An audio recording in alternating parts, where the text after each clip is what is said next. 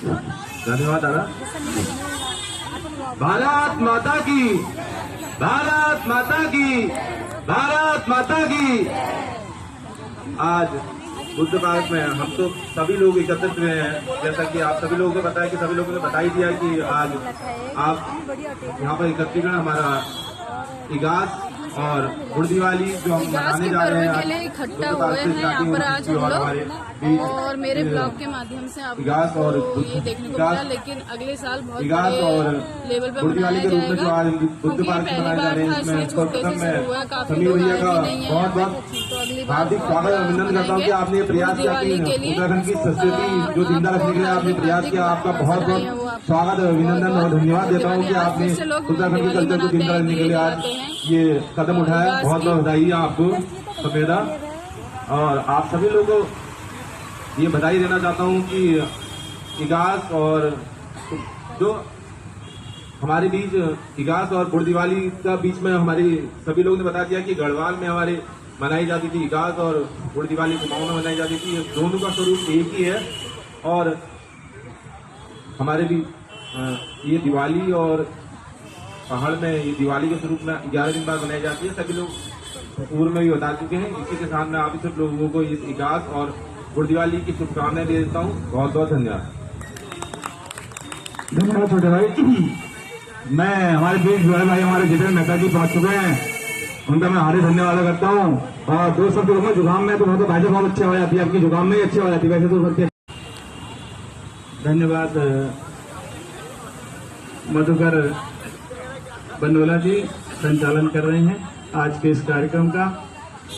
क्या मोबाइल में कहीं मैसेज ले होना, कहीं चैटिंग ले चल रहे हैं, कहीं क्या क्या कोई और काम चल रहा। तो कार्यक्रम में हम जब जनू कोई न कार्यक्रम में हम जनू तो वही का हुड़ चैन जदू देर बैठ 15 मिनट 20 मिनट 25 मिनट अब कदू भल भल रंगोली बढ़ा रखी। हम लोग प्रयास करने कि हम सब लोग अपन पहाड़ी के परंपराओं के जीवित रखना प्रयास कर लो। लेकिन यह मतलब यह नहीं है कि हम दोहरों के नाम धरो, हम केवल अपन संस्कृति प्रचार प्रसार करण तो दोहरा संस्कृति में खिलवाड़ नहीं करन। ये क्या कनी उत्तराखंडी परंपरा शायद अगर तुम लोगों को ठीक लगे तो समझ सकता है, ताई बढ़ जाने की जरूरत नहीं थी उसे।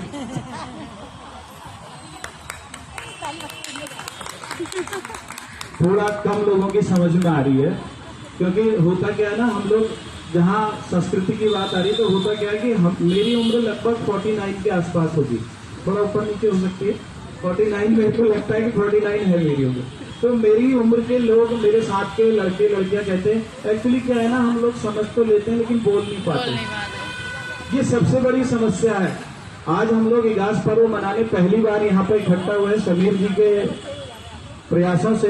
तो आप सभी लोग प्रयास करें कि केवल यहाँ पर इगास की मनाने के लिए इकट्ठा होके और यहाँ पर पटाखे जला के रंगोली बना के दिए जलाने से ये नहीं होगा।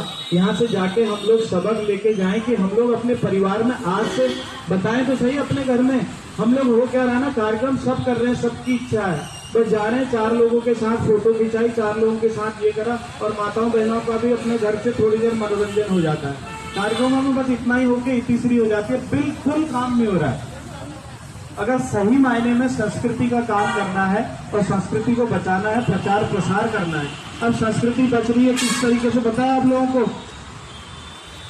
सुनी नहीं रहे मेरी बात को आप लोग? सुन रहे मैं कह रहा हूँ संस्कृति हमारी पर्वतीय संस्कृति कैसे बच रही है पता है? रीलों में बच रही है, रीलों में।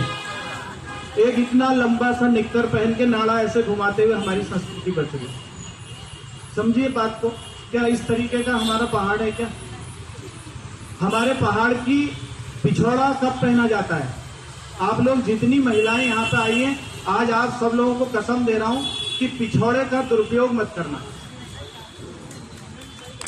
आप लोगों को निवेदन है हाथ जोड़ के, क्योंकि मैं तो जब मेरे को पहले तो मैं बोलता नहीं हूँ, बोलता हूँ तो बड़ा कड़वा बोलता हूँ। अगर संस्कृति के साथ खिलवाड़ हो रहा है ना तो बहुत गलत बात है।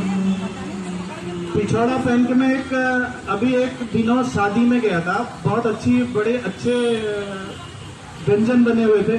गुजरात के व्यंजन बने थे, पंजाब के व्यंजन बने थे, कुमाऊं के व्यंजन भी बने हुए थे, लेकिन बहुत बढ़िया व्यंजन बने हुए थे।